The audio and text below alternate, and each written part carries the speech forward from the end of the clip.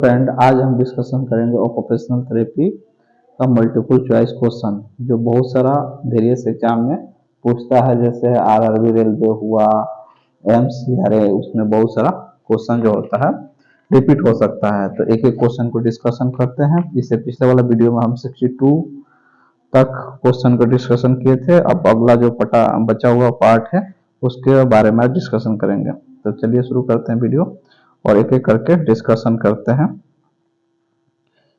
कौन कौन होगा सही। तो इसका 62 नंबर क्वेश्चन कह रहा है percentage of disability in stock in calculating. तो इसका सही आंसर है 2 नंबर, मॉडिफाई रैंकिंग स्केल। ठीक है, इसका ये 2 नंबर जो है इसका सही आंसर जाएगा, तो इसलिए 2 होगा। तो 62 का होगा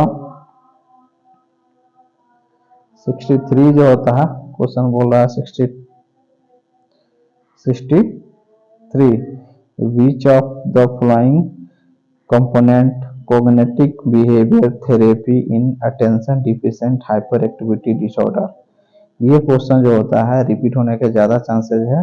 में से कौन सा जो कंपोनेंट होता है cognitive behaviour therapy attention of deficient hyper activity, मतलब एडीएचडी का, ADHD attention deficient hyper activity disorder ADHD बोला जाता है।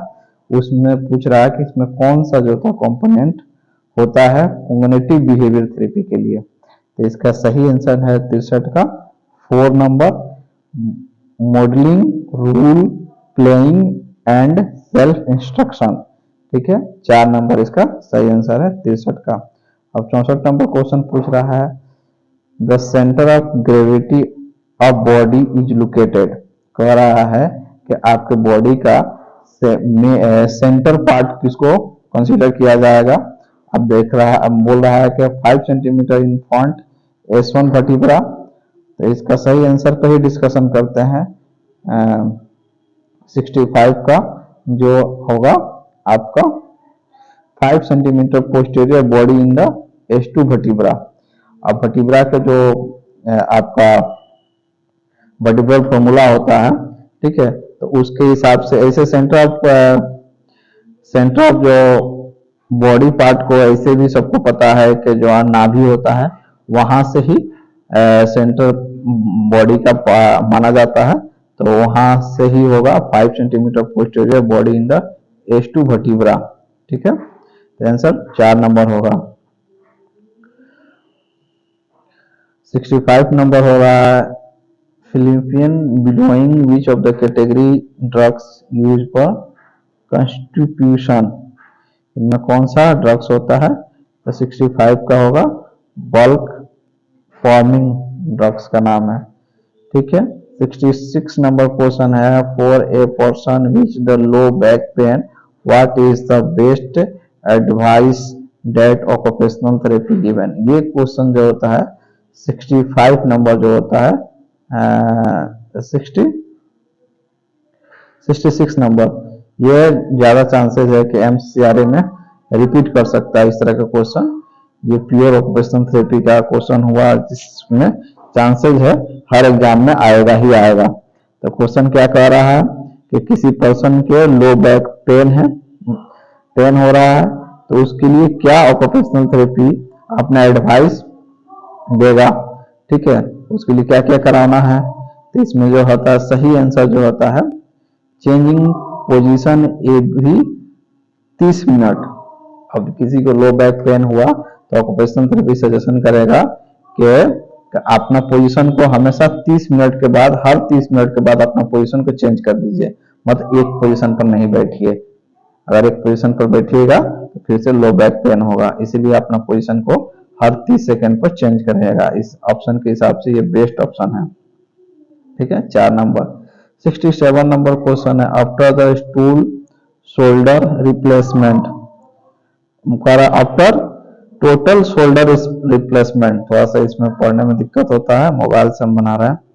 ठीक है, तो कह रहा है कि अगर टोटल शोल्डर का रिप्लेसमेंट कर दिया जाए तो क्या होता है, क्या अवॉइड करना रहता है।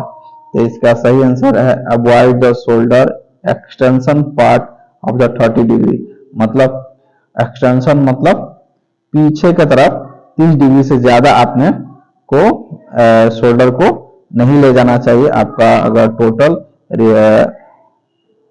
रिप्लेसमेंट हुआ है शोल्डर तो। ठीक है, तो इसका आंसर 4 नंबर होगा। 68 नंबर क्वेश्चन बोल रहा है psychological issue seen after the burn injury.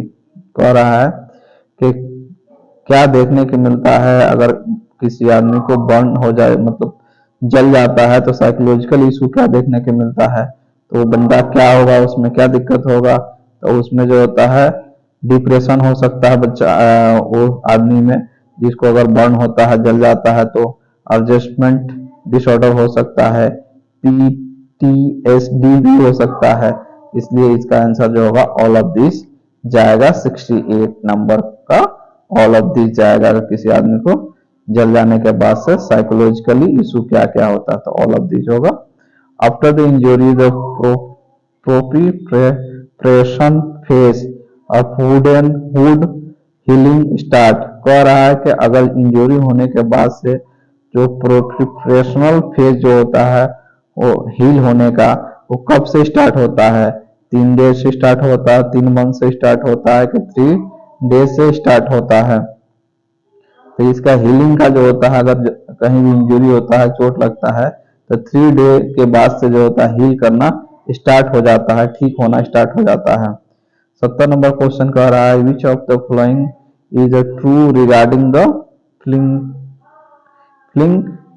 Listing test. Fling listing test जो होता है, अच्छा इसमें क्या होगा? फ्लिंग लिस्टिंग टेस्ट कौन देगा? 70 नंबर जो होता है इट डज नॉट द क्वारी टेंसोसोनिबिलिट होता है। इसके लिए 1 नंबर सही आंसर है। 71 जो होता है first carpel metacarpal joint is the type of which joint. कह रहा है फर्स्ट जो होता है कार्पल मेटाकार्पल ज्वाइंट जो होता है, इस टाइप ऑफ ज्वाइंट, किस टाइप का ज्वाइंट होता है? ठीक है, मेटाकार्पल ज्वाइंट कौन सा ज्वाइंट होता है? तो इसका सही आंसर जो होता है बॉल एंड सॉकेट ज्वाइंट होता है। ठीक है, फर्स्ट कार्पल मेटाकार्पल ज्वाइंट जो होता है, गलत दे रहा है, बॉल एंड सॉकेट ज्वाइंट कैसे हो सकता है? ये आंसर हमको डाउट है। ठीक है, इसको रहने दीजिए। कैसे बॉल एंड सॉकेट ज्वाइंट जो होता है आपका शोल्डर ज्वाइंट होता है। ठीक है, तो इसमें लिख रहा है फर्स्ट कार्पल मेटाकार्पल ज्वाइंट जो होता है किस टाइप का ज्वाइंट होगा, तो इसमें बॉल एंड सॉकेट ज्वाइंट बता रहा है। तो इस पर थोड़ा डाउट है, इसको मार्क कर लेते हैं 71 नंबर का। ठीक है, 72 नंबर है United Nation of General Assembly adopt to convention on the right of person with disability on. कह रहा है कि नेशनल जो होता है नेशन ऑफ जनरल असेंबली जो होता है कब एडेप्ट किया, राइट दिया कि किसी आदमी को डिसेबिलिटी के लिए, तो वो सही आंसर है उसका 13 दिसंबर 2006 में ये राइट दिया United state of General assembly ने, एडेप्ट किया conversion of the right of person with disability के लिए 13 दिसंबर 2006 याद होना चाहिए। 2 नंबर आंसर होगा 72 का। 73 नंबर होता है लाइव अटेंडेंट वैक्सीन कौन होता है? तो सबको पता है लाइव अटेंडेंट वैक्सीन जो होता है एकदम बीसीसी होता है, बीसीजी वैक्सीन होता है।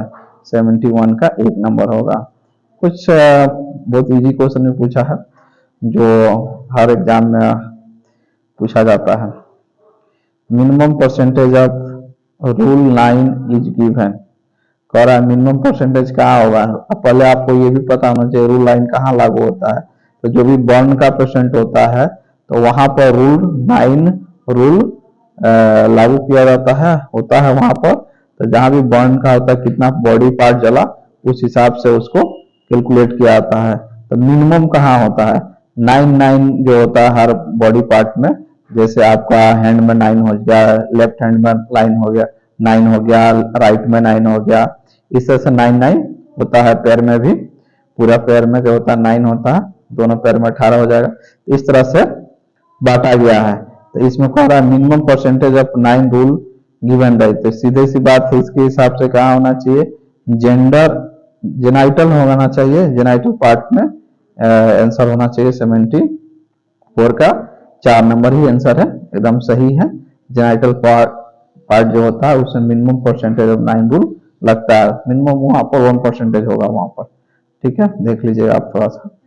Which of the following is the most commonly superficially used measure to assess the clinical status in multiple sclerosis?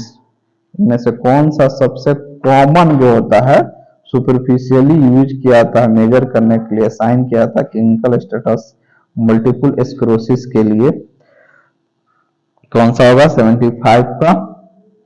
तो इसके लिए होगा कर्जन expanded disability status skill, answer 4 number याद रखिए भाई इसका।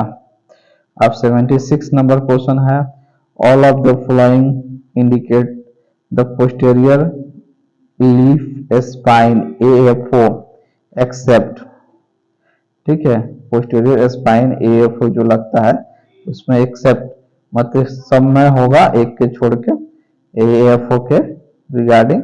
तो इसमें जो होता है आंसर 76 का होगा 2 number. Total maintain the knee extension the couple, इसको छोड़ के बाकी सारा होगा पोस्टीरियर लीफ स्पाइन AFO के लिए। अब जो हो रहा है 77 नंबर क्वेश्चन, 1988 में रिवाइज किया गया American rheumatoid association of criteria of classification of rheumatoid arthritis diagnostic criteria, which of the following statement is the correct? तो 77 का जो होता है 2 नंबर सही है।